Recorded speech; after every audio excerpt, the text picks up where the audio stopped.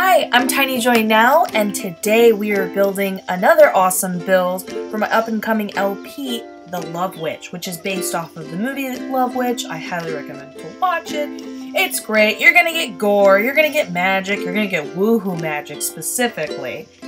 And we are building the tea room that takes, I think it's 2 different really important scenes in the movie that are kind of a reflection of where Elaine, our main character, is at in her life, and the person who she goes to the tea room with, where they are at in their life.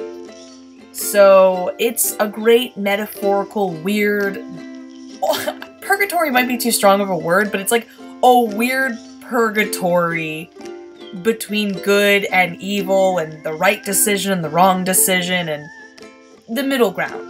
And just like the movie itself, it's really weird and stylized. It's like a mix between like a Japanese maid cafe, an old-fashioned tea room, and kind of like a weird mod vibe to the whole thing. It's so interesting. I don't know. Again, you gotta watch the movie for anything else, but just for the decorations and stuff. Which, I said this in my last speed build, but I'll repeat again in case you're just watching this one. The director, Anna Brill, directed it, wrote it, and she did all the set designs. Like, she made the actual costumes, painted the paintings. It was... oh my gosh, the woman is a madman of creativity, and I just love that about her. Now, when you're in the tea room, you never see the outside, so thankfully I could just do whatever I wanted, and sometimes I highly recommend, if you're trying to build a set for wherever you're playing your Sims at, and you're like, oh, but I know what it looks like inside. I know, because I'm that type of person. I'm always thinking about the interiors more than the outside. That's why I don't feel like I'm the best builder in the world. Like, I'm okay. I used to be worse. I don't think I've improved much.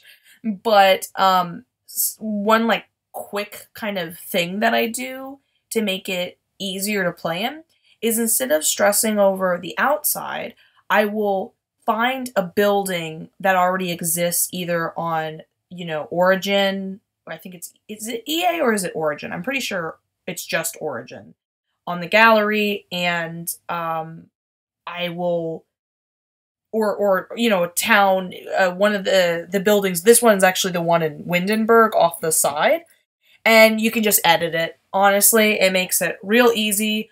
It just saves you a lot of time, and you don't have to sweat it, and it's a lot easier to go, what color should I make this, or I'll slightly move this wall, instead of, you know, planning it all out, which, let's be real here, that's really difficult. I don't know about you, I love architecture, but man, the more and more I build, the more and more I have an appreciation for how complex it is to get a particular design just based on the, you know, difference between wall sizes and heights and stuff, and then have the interior make sense for a human to walk around and like migrate their daily life. It's pretty admirable.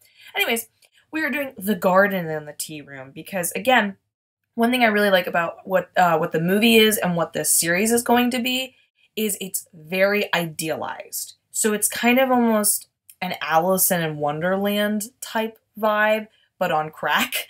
Like, it's girly and pretty, and there's a garden and la la la, like way too hyper, and I love it, and I think it definitely adds to the creepiness. You know, it makes me think of, I think this would be a great download for, I mean, I think it's just a great download, but I think it's a great download for if you're a girly girl type player. But I know, and this includes boys, because I actually know a lot of boy simmers who love to play very girly girl. And they like to enjoy and celebrate all the pink and all the flowers.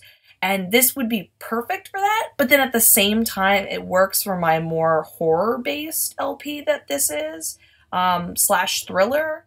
Yeah, oh god, this is gonna be so good. I'm so excited. Oh, I just love The Love Witch. So after that very lengthy kind of trying to figure out the building, and then where am I gonna put the kitchen, and laying it out, and doing the garden and stuff, I'm finally working on the interior. I put a little bit of thought process into, you know, the kitchen wallpaper and stuff. But at the end of the day, like, I don't know about you, but when you're building restaurants, don't you just, well, you probably put time into it. I appreciate the builds where the kitchens feel tangible and there's counters and clutter and it works. But because I usually don't even care about going into the kitchen when I visit a restaurant when I'm playing, I'll literally just like shove it in the corner. And here is the bathroom.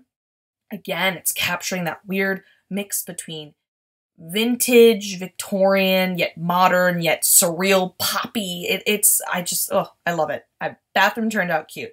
And I actually been getting more into bathrooms recently. They're not ever very complex when I'm doing them, but, you know, like there's more thought put into them instead of just picking any old toilet, is what I'm trying to say. Now here I am. Sorry about the camera moving out around a bit. I must have been like hyper thinking everything out. This is what I like to do. If I'm building something, I like to put a certain amount of furniture and I move the camera around a lot because I'm kind of feeling, does the color mix with the walls? Does when I zoom out, do I still like it the same? I don't know if you ever do it. It's almost like when I'm building and especially doing interiors, I almost treat it like a painting. And I'm sorry if this sounds so pretentious. I apologize. I'm a painter as well. The paint when you paint or do most artistic, like anything artistic, and that includes building or whatever, I feel like you need to step away because a painting or whatever you're working on can look dramatically different if you just step like 10 feet away. Like when I was in college, it was all about, you know, painting for 2 seconds and then walking a couple, you know, feet back to look at what you did in relation. And oh my, I will tell you that if you do that, you will not be a fat painter. My one teacher was always like, paint standing up only. And now I'm like, I like sitting. But, oh, when you pop on some Netflix too, that's the best. That's where it's at. So I'm adding a little bit of, I cannot say this word. Foliage? My boyfriend said it for me the other day because I was like, I know I'm saying it wrong. Can you help me? I can't remember what he said, but I'm putting a little bit of that in because again, it's hyper realistic. That wasn't the case in the tea room. In the tea room, they had these tall kind of Greek columns. So it was like this, but even more marble. But I was like, you know what? I like the high ceilings, but I don't have the right, in my personal opinion, wallpaper yet in The Sims 4 to really pull off that kind of Greek tall column look. So I thought, you know, plants, you know, there's plants outside, there's plants inside. It's really idealized perfect.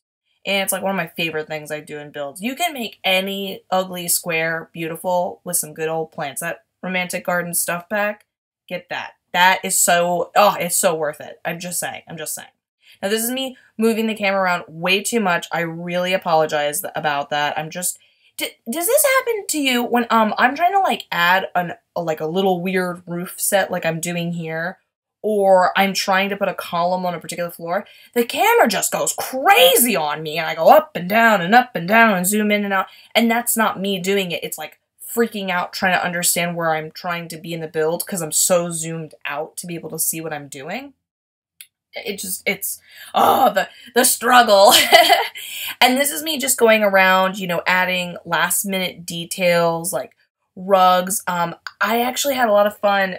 One thing I really enjoyed about how weird this set is in the movie, they have around the entire perimeter of the restaurant. Now, I like working in smaller spaces, so I only did it in one section of the restaurant, but there were these like marble countertops that had like various weird kind of vintagey china, and I just thought that looked so cool. So I did put it in the build, but I was like, no, I like working in a smaller environment. I'm just gonna put that over there on the side. Obviously, again, between the romantic garden stuff pack statues, I really, if I could recommend one stuff pack that's really worth it via like building and stuff, both interior and exterior, it's that pack. It really, I can't tell you how I never get bored of seeing the, you know, stone benches or these little statues or all the it's so great. It's so great.